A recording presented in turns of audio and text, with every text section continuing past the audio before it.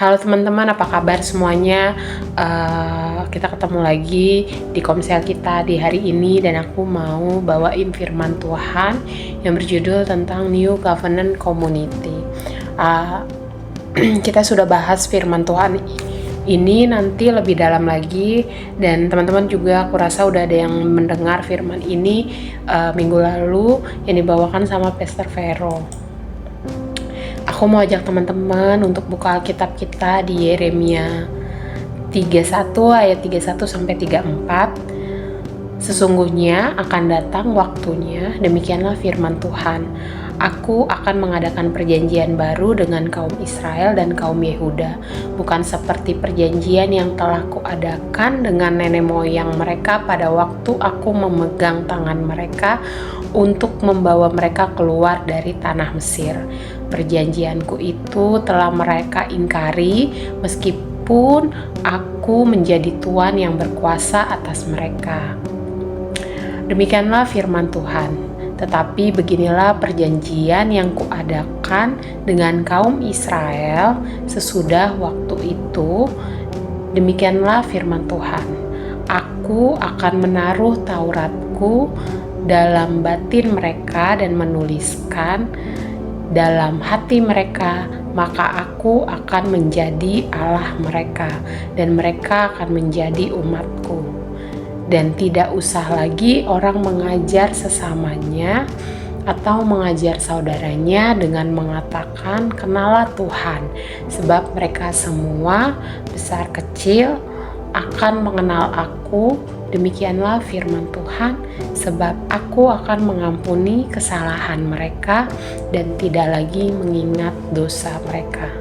Apa yang kita dapat nih teman-teman dari ayat ini, dari Yeremia 31 ayat 31, Yeremia 31 ayat 31 sampai 34, bahwa yang pertama adalah Allah ingin hubungan kita sebagai manusia dengannya bukan cuma sekadar ritual, bukan cuma sekadar kewajiban, bukan cuma sekadar agama atau sekadar ibadah yang ritual ibadah, tetapi juga ada hubungan yang tulus dari hati kita, hubungan antara kita kepada Allah, hubungan yang hidup, yang tentu dipimpin oleh Roh Kudus antara kita dan juga dengan Allah.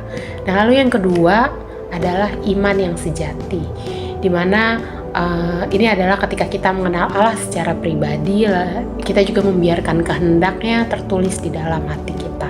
Jadi bukan cuman firman-Nya, jadi bukan cuman segala peraturan-peraturan Dia yang tertulis di dalam hati kita, tetapi juga segala kehendak-kehendaknya ada di dalam hati kita.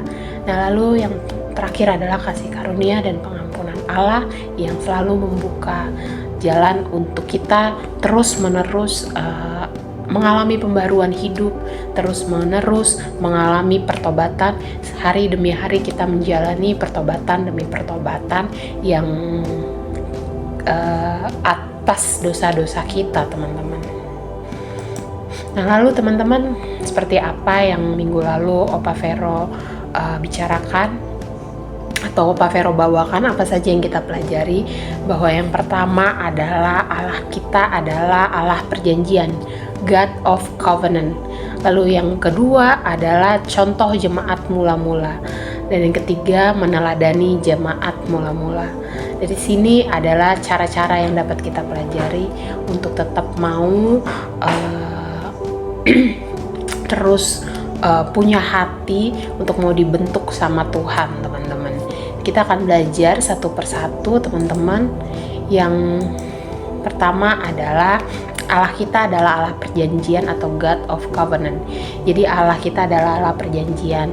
Bagaimana Dia membuat suatu perjanjian dari mulai Adam, Nuh, Abraham, Musa, Daud sampai kepada Tuhan kita Yesus Kristus, teman-teman, yaitu di perjanjian baru dalam darah Kristus, di mana Allah menuliskan perjanjiannya di dalam hati kita.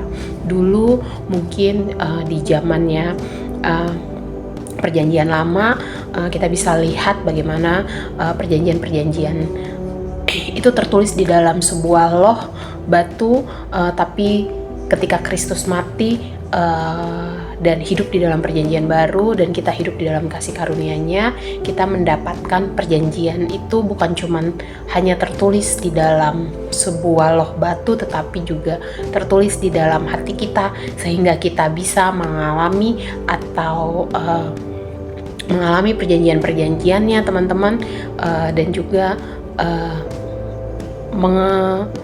membuat kita hidup di dalam janji-janjinya. Nah, lalu yang kedua adalah contoh jemaat mula-mula. Kita bisa belajar hidup teman-teman, melihat bagaimana contoh mereka, jemaat mula-mula hidup di dalam keselamatan yang sudah Tuhan Yesus berikan kepada mereka, lalu meresponinya dengan baik. Bagaimana hidup mereka diubahkan, mereka juga punya hati yang mau taat, yang mau dipimpin sama Roh Kudus, yang berpusatnya cuma sama Kristus teman-teman. Kasih karunia Tuhan juga menjadi sumber kekuatan bagi jemaat mula-mula ini untuk mereka bisa melakukan segala perintah Tuhan, untuk dapat mereka punya hati yang mau dipimpin sama Roh Kudus teman-teman. Jadi di sini contoh jemaat contoh kehidupan jemaat mula-mula teman-teman kita bisa lihat, dan aku harap ini juga bisa menjadi suatu hal yang juga terjadi di dalam kehidupan kita juga melakukannya, kita juga menjalani kehidupan seperti dulu jemaat mula-mula menjalani kehidupan mereka dengan baik dan benar di hadapan Tuhan teman-teman, di mana hidup kita hanya berpusat kepada Kristus di segala aspek kehidupan kita teman-teman, dan juga punya hati yang mau taat, yang mau tunduk, dan juga mau dipimpin sama yang namanya Roh Kudus teman-teman. Nah, lalu yang ketiga adalah meneladani jemaat mula-mula. Kita bisa lihat sebagaimana jemaat mula-mula hidup, kita juga bisa meneladani hidup mereka sebagai contoh yang begitu taat sama Tuhan teman-teman. Mereka menyadari penuh keselamatan yang Tuhan Yesus berikan kepada mereka. Kita punya hidup untuk meresponi perjanjian baru, kita juga punya hidup yang mau dipimpin sama Roh Kudus, dan juga pada akhirnya kita bisa hidup bisa mempresentasikan kehidupan Kristus di dalam kehidupan kita sendiri teman-teman. Nah, lalu teman-teman, bagaimana dengan diri kita bisa lihat dari ketiga yang kita bisa pelajari ini teman-teman, yaitu yang pertama adalah tadi Allah adalah Allah perjanjian. Nah, lalu yang kedua tadi adalah contoh hidup jemaat mula-mula teman-teman. Nah, aku harap di sini kita semua bisa hidup di dalam seperti apa yang sudah dilakukan oleh jemaat mula-mula itu sendiri teman-teman. Nah, lalu teman-teman, bagaimana kita bisa hidup di dalam ketiga hal ini teman-teman? Nanti kita akan bahas ini semua di breakout room. Ada points to ponder yang nanti akan kita bahas teman-teman. Di sini kita bisa lihat bahwa points to ponder yang nanti kita akan bacakan, yang akan kita lihat itu bisa menjadi tuntunan di dalam kehidupan kita teman-teman. Nah, kita akan lihat apa saja points to ponder. Ada 5 points to ponder. Yang pertama adalah kalau Allah kita adalah Allah yang setia pada perjanjiannya, apakah aku juga setia pada komitmenku kepadanya? Nah, lalu yang kedua, apakah aku sungguh percaya bahwa Allah masih menepati janjinya di dalam hidupku, bahkan ketika keadaan tampak berlawanan?